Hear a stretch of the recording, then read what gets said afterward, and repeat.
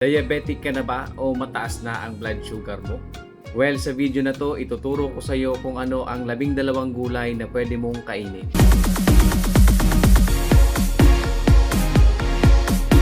Ang mga gulay po na ito ay napag-alaman na nakakababa ng blood sugar sa ating katawan. Number 1, ampalaya. Number 2, okra.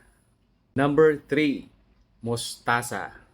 Number 4, patola. Number 5, talong. Number 6, saluyot. Number 7, kangkong. Number 8, labanos. Number 9, sigarilyas. Number 10, papaya. Number 11, alugbati. At number 12, upo. So wag ka na magpatumpik-tumpik pa. Kumain ka na ng mga gulay na ito. At dahil alam mo na rin, i-share mo na rin sa iyong kapamilya.